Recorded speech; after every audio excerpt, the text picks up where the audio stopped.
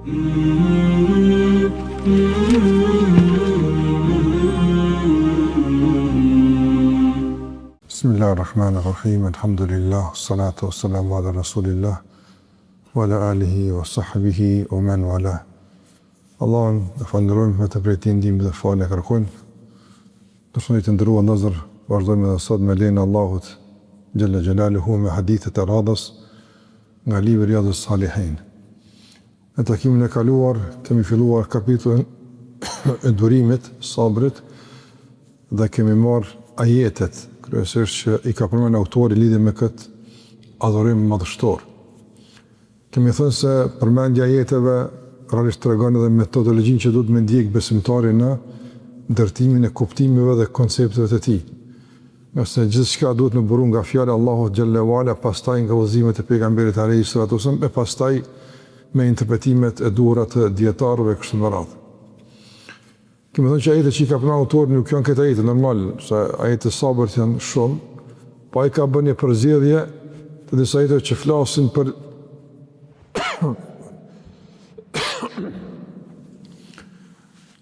për disa aspekte të durimit. Domthonë që këto ajete plotësojnë njëra tjetrën në kuptimin e përgjithshëm të sabrit apo durimit. Sot me lejen e Allahu xhallahu ala do të fillojmë inshallah me leximin e haditheve që flasin për këtë çështje, edhe pse e kam përmendur disa herë të ndërvozur se këto hadithe kanë nevojë për koment shumë më gjerë, shumë më të zgjeruar dhe detajzuar. Mirë, po më ndon çdo ditë është gjatë, merr kohë, pastaj kush e di sa komenti këtij libri. E ne po kemi dëshirë që të marrim më tepër hadithe, po normal me komente dhe shërime të nevojshme për ta kuptuar hadithin dhe për ta bërë ndërlidhjen mes hadithit dhe kapitullit që autori e ka përmendur në kuadër të tij këtë hadith. Hadithi që e ka filluar autori kapitullin e sabrit është hadithi i Ebu Talib al-Ansari rahimahullahu al-Ash'ari radiyallahu ta'ala anhu, i cili thotë, ka thënë pejgamberi alayhi salatu wasalam: "At-tuhuru shatrul iman, walhamdulillah tamla'u al-mizan." Ka thënë pejgamberi alayhi salatu wasalam, pastërtia është gjysma e imanit. Nëse fjala alhamdulillah e mbush mizanin, peshorën ditën e gjykimit. Pastaj ka thënë pejgamberi subhanallahi walhamdulillah, fjala subhanallah dhe alhamdulillah mbushin çka mes qiellve edhe tokës. O salatu nur, namazi është dritë, ndërsa sadakaja është argument. O sabru dia, këtu e ka përmend sabrin. Sabri është, domthon, dritë dhe ndriçim. Wal Qur'anu hujjatun laka wa alayka, Kurani është argument për ty ose argument kundër teje. Allah na rujt. Kullu nasi yabdu, gjithë njerëzit lëvizin, dalin mëngjes, ecin, shfrytëzojnë ditën për çmërinë. Kjo është lëvizje e zakonshme e njerëzve. Mirë po, dikush në këtë lëvizje e liron veten nga dënimi i Allahut, e dikush në këtë lëvizje e prangos veten e tij me dënim të Allahut azza wa jall. Këtë ditë transmeton Muslimi në Sahihun e tij. Çfarë kuptimi ka kjo ditë në vëllazër? Këtu normal autori këtë hadith të gjatë me gjitha këto kuptime të rëndësishme e ka përmend për shkak të fjalës së pejgamberit sallallahu alaihi hadith se çfarë vlerë ka sabri. Mirë po, edhe këto pjesë e të hadithit janë të rëndësishme. Fillimisht të ndërvëzër në këtë hadith kuptojmë se sa është feja jonë e qartë, sa është feja jonë e thjeshtë, sa është feja jonë e natyrshme. Shikoni për shembull këtë çështje kaq madhore, kaq rëndësishme, sa let i ka shpjeguar pejgamberi alayhi salatu wasallam. Këtë feja jonë gati për mbledhjen tek ato rreshta. Ndaj është e lehtë, e kuptueshme, natyrshme, s'është e komplikuar, s'është e ngarkuar. Nuk kanë të filozofit pa kuptim të shërime të komplikuara, të detajzuara, pa nevoje, pa kur fare arsye, kështu me radhë. Por çdo fjalë, jo fjali, po çdo fjalë e përmendur, e ka kuptimin e vet, e ka domethënien e vet, dhe e ka mesazhin e duhur që përçon tek besimtarët. Këtu ka thënë pejgamberi at-tuhur, pastërtia. Cila pastërti? Ka disa komente të dietarëve, pastërtia në përgjithësi mund të përfshihet. Në çdo lloj i pastërtisë. Pastërtia në aspekt në jashtëm, që është abdesi, larja, gusli, pastaj pastërtia teshës, pastërtia venit ku falë besimtari e kështu me radhë. Nga se realisht, shumë nga adhurimet e jashtme kushtëzohen nga pastërtia. Kushtëzohen nga pastërtia. Për shembull, besimtari nuk mund të falë namazin nëse s'është i pastër. Nëse është i pastër me abdes, nëse është i pastër pastrim të madh, nëse ka nevojë më pasur nga gjunurlluk ose gruaja kur pasur nga cikli ose nga lehonia kështu me radhë, pas do të pas teshën e pastër, me pas vendin ku fal me koni pastër. Dhe kjo më kuptu se domthon gjysma e një ibadeti është pastërti. Pastaj edhe të ndërmos çështë të agjerimi, kërkon pastërti. Gruaja nëse s'është e pastër nga cikli kështu me radhë nuk mund të agjeru. Edhe haxhi gjithashtu tawafi don me qenë i pastër. Prandaj çdo ibadet ka një ndëlidhje nga një aspekt apo tjetri me pastërtinë. Po edhe në aspektin kuptimor, feja jonë është feja e pastërtisë. Për shembull, besimi që është në zemër dhe që pastaj lëshon degët e jashtë është i pastër. Realisht besimi jonë ndërtohet në pastërti, duke pastruar besimin e Allah nga çdo njollë e idhujtarisë, nga çdo njollë që mund t'i bëhet përmes saj shok Allahut në adhurim, e njohët e syfatësisë. A ka mundësi të ketë adhurim të pastër me syfatësisë? Ka mundësi. Adhurim të pastër me dyftërsisë? Ka mundësi. Pra çdo njollë që ka mundësi me njollos besimin, Islami është larg prej saj. Nga ky aspekt, dietori ka thënë se është kuptimi i hadithit të pejgamberit se gjysma e imanit është pastërti. Madje edhe në gjuhën e besimtarit, domthon kërkohet me qenë i pastërt. Përse çdo adhurim të ndërozur në Islam vjen nga brendia besimi e pastaj nga manifestimi jashtë me gjuhë, në praktik realisht shoqërues i vazhdueshëm i gjithë adhurimit është pastërtia. Edhe në aspektin lëndor, material, me ujë me marabdes, po në aspektin kuptimor, besimi, mendimet e pastërta e kështu me radhë. Pastaj pejgamberi ka përmendur vlerën e, domethënë, vlerën e përmendjes së Allahut te bartana. Fjala elhamdulillah ka thonë e mbush mizanin. Cilin mizan? Cilin peshore? Peshore në ditën e gjykimit. Çdo kujt kanë ju vendos veprat në këtë peshore. Nëse rëndon peshorja, shpëton. Nëse peshorja jep rezultat të lehtë, po rëndon sa duhet mjaftueshëm, atëherë kjo e me kuptu se nuk e ka kaluar testin e llogaritjes ditën e gjykimit Allah na ruaj. E me çka rëndohet peshorja? Të ndërozë ky lajm është shumë rëndësi për neve. Gjasë çdo kush prej neve ka me kaluar për këtë fazë, në fazën e matjes së veprave të tij. Prandaj, shikoj për shembull sot në këtë dunjë, shikoj sa është e lehtë fjala elhamdulillah. Elhamdulillah, elhamdulillah. La të thotë njerëz.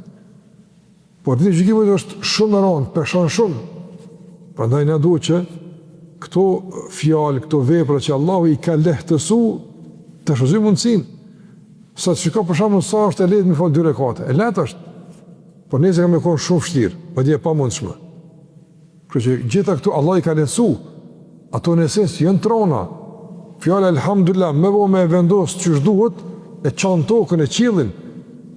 Nga se s'ka mundësi me i dalë përballë asnjë krijesë, sado që tjetë e madhe, e fuqishme, fjalës së Allahu te bartana, mandimit Allahu xhalla xhalu. Me për Allah ka bot lehtë në gjuhën tonë. Shiko për shembull sa është lehtë fjala la ilaha illallah. Sa le të themi la ilaha illallah. Po është peron me u peshu me 7 qete, tokët e kështu me radhë, peshan më tepër e më rënd fjala la ilaha illallah. Dhe peshën e rënd të kësaj fjale kanë me kuptu njerëzit dhe gjykimit, edhe besimtarët edhe jo besimtarët. Besimtarët kanë me domthon provu peshën e kësaj fjale kur të rëndohet peshore tyre me fjalën elhamdulillah, me fjalën la ilaha illallah e kështu me radhë. Ndërsa tjerët kanë me pa që sa let ka qenë dunja mirë po, sa peshon ditën e gjykimit. Tjerët kanë me qenë të lehta, kanë me qenë të parëndësishme, kodrat, toka, këtë shkatrohen, bëjnë të letat, pa vlera. Shikami, Allah përmanë për kodrat, bëjnë si kurse pambuku i prishur, këllë ihnil menfush, Ose kush një pamuk kur e shpish, era e frin ka don vet apo. Kodrat, bjeshkët. Aja që nuk mund të tretet, aja që nuk mund të hub, ato që nuk mundet asnjë stuimi e prish, kush është? Besimin e Allah xhallahu. Adhurimin e Allah te vartar. Dhe ka ditë tregon se me çka duhet besimtari me e rëndu jetën e tij në kuptim pozitiv, me peshu rën që me këtë domethënë peshim të rënd i përballon stuhitë e dunjos, nuk e fryn çdo herë. Dhe ai që ka përkushtim ndaj Allahut, me përmend Allahun azza wa jall, me madhnu Allahun te barutara, me e falëndru Allahun për begatitë, për mirësitë, padyshim që ai është stabil, i qëndrueshëm, si kodrat që janë stabile në jetën e kësaj bote. Pastaj ka thënë pejgamberi sa edhe fjala subhanallahu alhamdulillah, do prapë ka përsërit fjala alhamdulillah sa është e rëndësishme. Fjala subhanallahu dhe alhamdulillah mbushin hapësirën që ka mes tokës dhe qiellit. Sa është kjo hapësirë? Allahu e din. Hapësirë e madhe. Me çka mbushet? Me shpërblim. Me çka mu e mbushi këtë hapësirë? Me këtë pasurinë e dunjos me të hapësirë me mbush. Allah ka mundësuar me mbush me fjalët subhanallahu alhamdulillah. Por jo fjalë goje normal. Nga se e mbush sa më tepër e preton, e mbush sa më tepër është kjo fjala po e tjetra funksionon në jetën e përditshme. Mbushet me pretim, mbushet me ndikim, mbushet me funksionim. Duke përmendë Allahun sinqerisht nga zemra. Pastaj ka thënë pejgamberi sa was-salatu nur. Namazi është nur. Nur është drita. Pse është dritë? Nga se namazi të ndrudhëzën i ndriçon besimtarit jetën e këtë dunjë. Në errësitë e kësaj bote, ku ka plojnë epshet, dilemat, namazi është dritë. Namazi i ndriçon rrugtimin drejt Allahut te bartalla. Është syqel, është i vëmendshëm. Nuk bie në kurthat e shejtanit, nga se i ndriçon këto kurtha kush? Shejtani, i shekujen pengesat, i shekujen sprovat, i shekujen gropat përmes namazit, i shekujen mëkatet. Namazi vërëndësi është. Namazi është e dritë në varë, namazi është dritë dhe gjykimit. Edhe i pejgamberi ka përmend se ummeti i tij ka më identifiku dhe gjykimit me pjesët caktuara të abdesit që i kanë la, me ballën që kanë bërë sejdë, janë shenja identifikuese. Me to e identifikuat, nga se bën dritë nga largë. Ne këtë jo nuk e shohim, por e sheh Allahu azhjel. Çdo namaz që e fal ndriçohesh zemra jote, prandaj ka personazh dritë. E pastaj ka thonë, "Was sadaqatu burhan." Nëse sadaka që jep njëri është burhan. Burhan është argument. Është dëshmi se që ky njeri është i pastër nga kooperacia. Sadaka është dëshmi se imani është funksional. Sadaka është dëshmi se njëri beson bindshëm ditë gjykimit. Pse? Është i gatshëm dunjë nga pasuria e tij, nga djersat e tij me do, për dikë që fare ndoshta nuk e njeh, duke e shpresuar ditë e gjykimit Allah me shpërbi. Edhe çka e ka bu me ato pasurinë sot? Çka e ka bu sot që djersën vetë ndonjë? Çka ka bu? Shpresa dhe bindja në shpërbimin e gjykimit. Prandaj sadaka është argument, është dëshmi se ky njeri beson në Allahun, beson ditë gjykimit, dëshmi. Dhe kjo është argument ndërvëzër se fjala e pa përcjellur me vepra nuk mund të jetë dëshmi e kompletuar. Dëshmia e kompletuar është kur ka fjalë, po unë jam besimtar, unë besoj ditë gjykimit, e pastaj dëshmohet me sadakë, që edhe po do, fise billah, që edhe po falna. Këtu janë dëshmi që kanë me dëshmu për neve, edhe ditë gjykimit, sikur kanë dëshmu në dunjas janë dëshmit për besimtarin. Për shembull të ndërvëzër, nëse dikush, për shembull, dëmë me dëshmurit e së është musliman, me çka e dëshmon? O do në falla, o dëshmi që i falet që musliman. Normal, se jo muslimani s'falet. Dëshmi është sadaka. Unë e nimoj për hatër të Allahu, se në kam su pejgamberi, kjo dëshmi. Agjerimi, dëshmi që je musliman. Po, normal, është dëshmi, prandaj duhet me dëshmu praktikisht deklarimin e besimit tonë, me vepra. Dhe pastaj kjo dëshmi e kompletuar, fjalë dhe vepër, bëhet edhe dëshmi të gjykimit se ti ke qenë besimtari sinqert, e i duhur dhe i kërkuar nga Allahu te barekuhu teala. Pastaj ka thonë, o sabru dhia, e sabri është dhia. Dhia të ndërmozër është kuptim më i zgjeruar i fjallës dritë. Na kemi dritë, e themi, për në gjëndrave ka disa fjallë për dritën. Nur dhe dhia. Nur edhe dhia. Për shambull, diellit, në ndryshime të diellit thonë dhia. Nërsa në hana ka nur. Hana ndryqohet nga drita e diellit. Për shkak se kuptimi i fjalës dhia është më i gjerë se fjalës nur. E këtu ka thënë pejgamberi sa sabri është dhia, ndërsa namazi është nur. Pse? Nga se namazi realisht ndryqohet nga sabri, që s'ka sabër së të falet, ta kemi thonë që sabri është disa lloje. Sabri më i rëndësishëm dhe më domethënës është sabri për kushtimit, durimit në zbatimin e urdhave të Allahut te barekuhu teala. Prandaj namazi është dritë, por kush e ndriçon në esencë namazin? Sabri. Sabri me përmend Allahun, sabri me i nejt gati namazëve e kështu më radhë. Prandaj këtu ka qartës argument që flet për vlerën e sabrit, e durimit, me kuptime që kemi të cekë më herët në takimin e mëhershëm. Pastaj ka thënë pejgamberi sa Kurani, që e ka zbritur Allahu xhallahu ala është argument për ty. Nëse e ke lexuar, e ke kuptuar, ke dëgjuar ligjërata për të, ke mësuar, ke pyet, ke zbatuar, ju ke përgjigj kërkesave të Allahut në Kur'an, është argument për ty në gjykimin. Domthon argumenton se ky është musliman, ky më ka lexuar, ky më ka dëgjuar, ky ka besuar në mua. Argument për ty. Ose argument kundër teje. Ata që e kanë mohu Kur'anin ka më kon argument kundër tyne. Pse? Për shkak se ka ardhur tek njerëzit, por e kanë shpërfill, s'kan besu. Ose për shembull, ata që s'kan qenë të sinqert,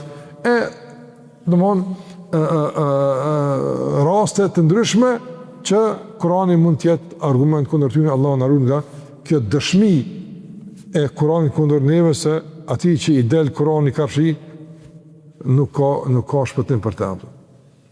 Dhe ka thonë pejgamberi kullu nasi yaghdu. Gjithë njerëz lëvizin. Njëri është krijesë që lëviz. Njëri që krijesë del. El-ghadu yaghdu është dalën në mëngjes. Njerëz flajnë, po shkojnë tani dalën në mëngjes. Në mëngjes njerëz lëvizin. Dhe në bazë të lëvizjes të tyre, angazhimeve të tyre, mund një ku e shpenzojnë lodhëve të tyre, përsa këtu të dhe, fitimi i tyre po humbi e tyre. Andaj të ndërmozër, përishmëria njërë më rëndësi, gjithë njëri që ka bën njëri gjithë ditë, pisë sabatin e aksham, me logarit vetë në vetë njëri, a fitova humba, sot më dha zotë një ditë, a e disë këthejet mo, ditë e djeshit që ka kalu, krejt dë njërë me ta falë, së ne këthanë mo, ka shkuaj u kry mo, a nuk këthejet, por pyetja është si ka shku, a këna fitu dje, a këna humbë, a këna fitu së duhet, nështë a këna fitu pak, po këna përzim me fitu ma shumë, se mundësit i këna pas më të noja. Në këna, për shambull, Allah në ka rast të mundësit caktuar, a i kemi shizu. A mesëm tonë me konë gjithmonë, i kapluar, i përfshin nga këtë logaritja. Në gjithë situatë, shkaj dje, u kryja, ka mangësi, ka lëshim, përmisaj sot, ato të sotit që mbetin, përmisaj lesër, bënë gjithë më mirë. Që gjdo levizje, gjdo angazhim, gjdo përpjekje, të jesh më afër fitores.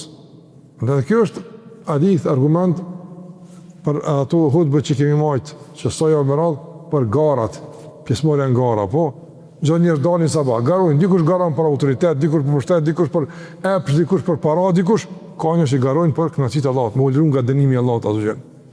E ka njerëz që në fund ditës veç e prangos vetin, e lidh vetin edhe më shumë me dënim të Allahut, e ka dikush shtërohet edhe më shumë ditën e gjykimit nga dënimi i Allahut te barekuhu teala. Dhe ky është hadith që flet ashqara direkt qartës për vlerën e sabrit. Edhe një hadith për komentojmë e përfundojmë. Hadithi e Ebu Sejid al-Khudriut radhiyallahu ta'ala anhu, se disa njerëz për ensarve kanë kërku nga pejgamberi sa më jap diçka. Kanë pas punë të lekshtë, kanë pas që te pejgamberi ka ardhur një lloj pasurie, kanë ndodhur për shkak të situata të caktuara tek pejgamberi është mbledh pasuria e caktuar. Jo e ti, po për dobi të përgjithshme. Për dobi të përgjithshme. Dhe pejgamberi ka shpërndarë nevojtarëve. Ka shpërndarë njerëz që kanë qenë në situata domthonë më të vështira ekonomike. E disa nga ensarët e Medinës kanë qenë ekonomikisht dobët e kanë kërkuar nga pejgamberi më ju dhon. Dhe pejgamberi ka dhon. Çfarë po donte çita?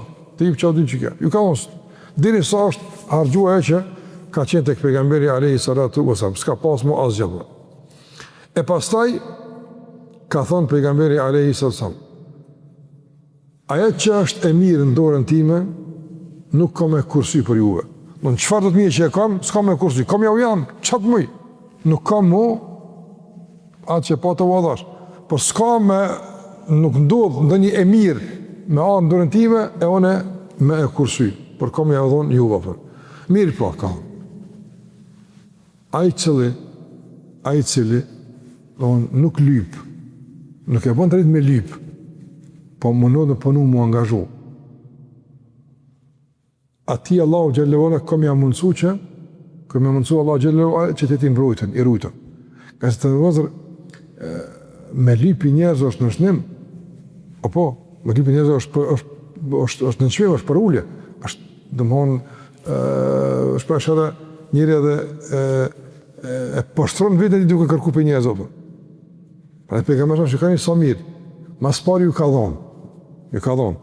Se mi ju thonë e këtë hadith, para se mi ju dhonë, onë kish me qenë pozitë keqe, ata kanë pas nevojë për mi ju dhonë. A dhe mas pari ju ka dhonë, tani ju ka thonë, mos më mësoni me lipë. Njerit i ndodhë, ndërnëz njët vetë, i ndodhë. Në çdo kujtë me u gjinë situata për shambull të pakëndshme.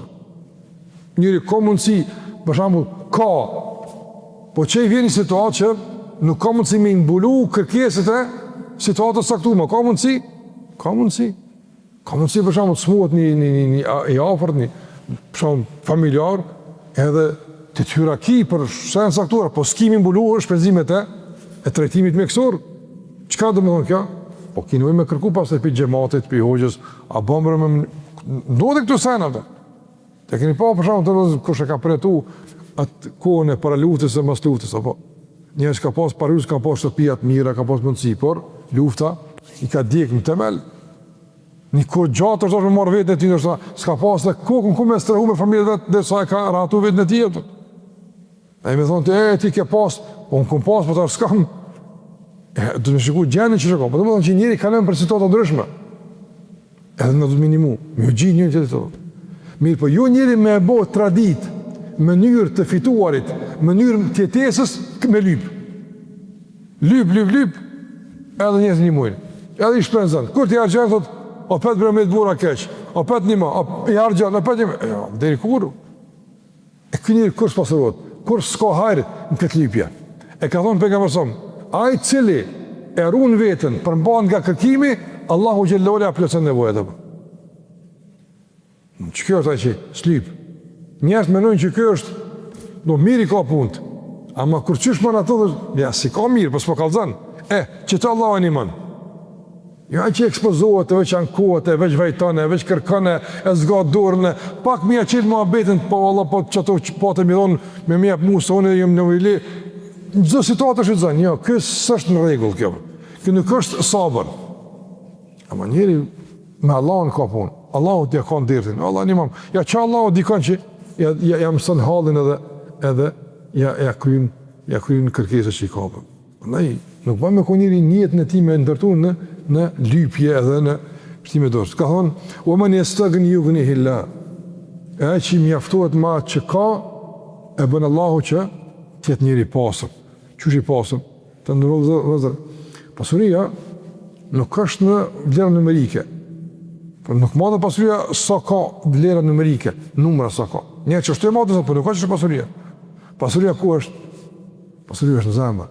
Kër ka një zemër të kënaqur me atë që ka, i kënaqur për shembull me ato që ka, pse thotë, "Elhamdulillah, ka pa Allah shnet, ka pa Allah fëmijë, vlat." Tjera të vinë, inshallah, i kënaqur është. I pajtuar ma që ka, nuk lakman. E që kjo është pasuri reale, që kjo është pasuri reale. Ka njerë që vlerat numerike të pasurisë i kanë të nalta, po zemrën e kanë të varfën. Këtë gjithë fukaraja në përë. Që është fukara pa i ka milionat, pa i ka milionat jashtë, ama zemra gjithë lakman, kur së ngijet, është i papërmbushur, gjithë të duhet ma shumë se zdalin këto, që zdalin një Allah. Ka njerë që kanë pasuri, më së përru edhe stërnipi ti kanë që me hongre me pjeve. Pra përshë du vrapue, s'ka vak mu fale, angazhimet e punë, lip me dhonë qka, investimet e mdoja, s'pëna dalin. Që kjo është fukaraja. Dhe fukaraja nuk matet me ndorë, as pasaniku, matet me zemër dhe me mentalitet. Dikush e ka zemër në pasanikut, e pse ka kulit në fukarasë. E dikush e ka zemër në fukarasë, e pse ka kulit në pasanikut. E pejgamberi ka thonë, bënë zemrën e pasur, pastaj tjerat vinë.